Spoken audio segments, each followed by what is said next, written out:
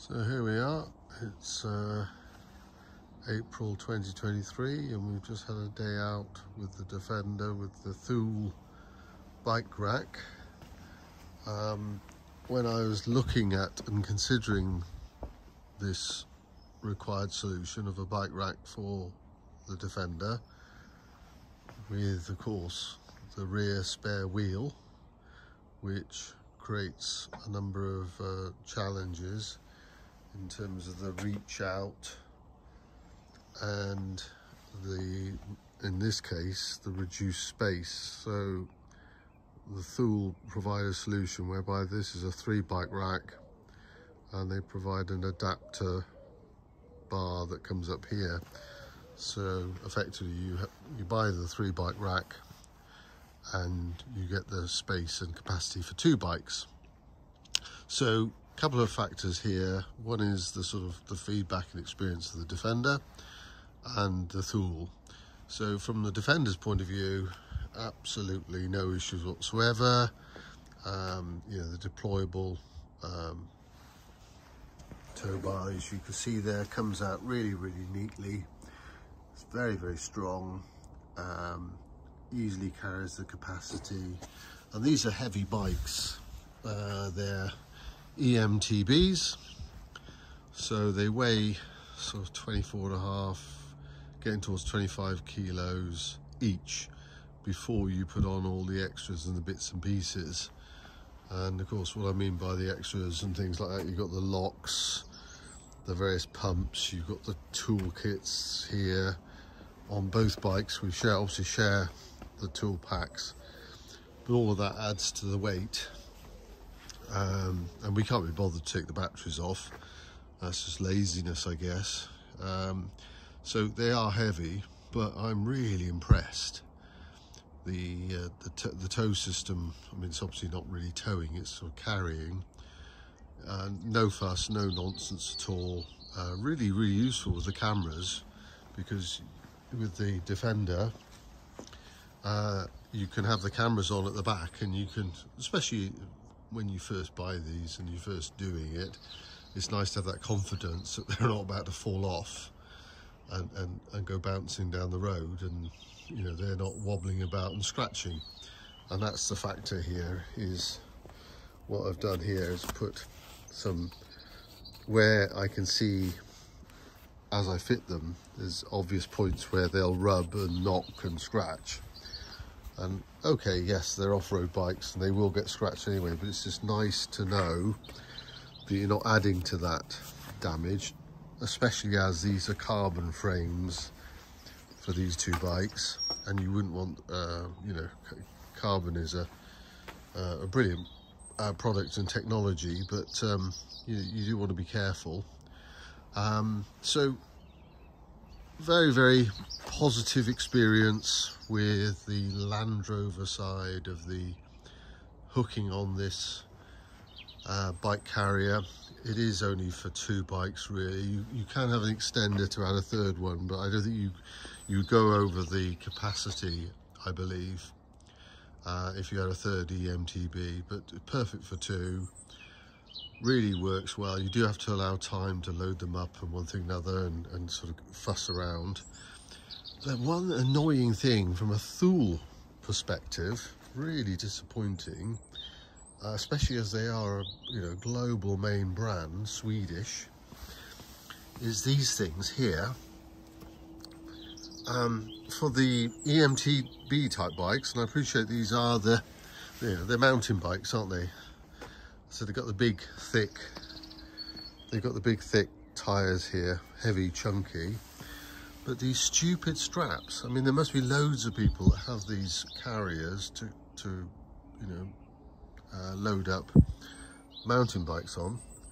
They're too short to get in here. I managed to really struggle to get one in over there.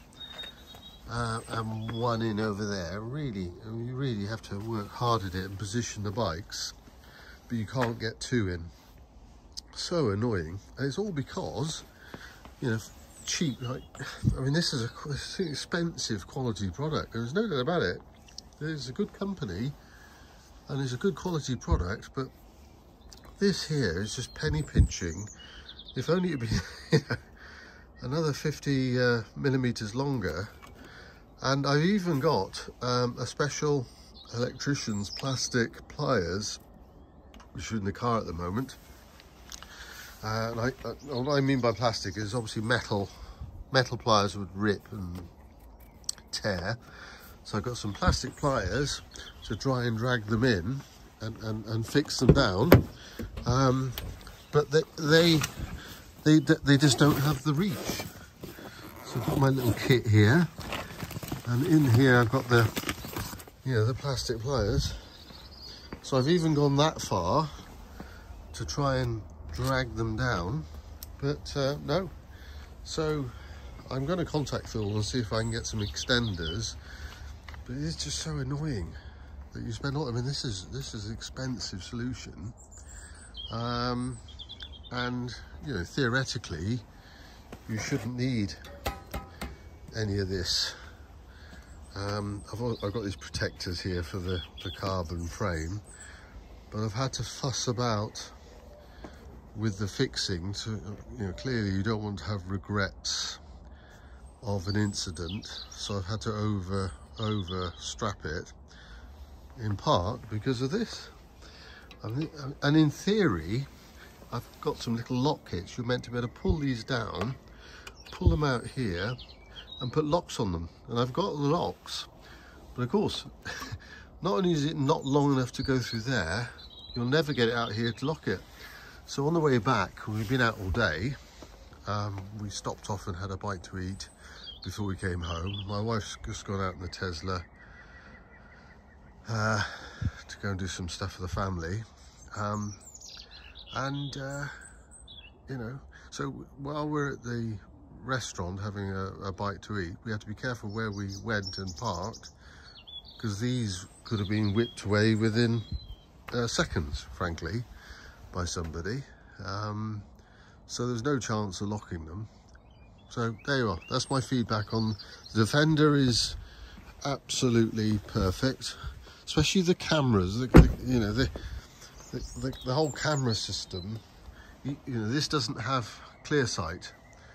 For those of you watching this understand Defenders and the bizarre specifications and on how the specifications have changed with chip shortages and everything else like that. This Defender doesn't have clear sight, but actually we're not missing it because of all the other cameras and all the other screen options you've got. You can watch the trailer or the carrier towing, whatever, if it's of concern to you as you're driving along, to make sure it's not wobbling too much and not about to fall off. So from that point of view, all great.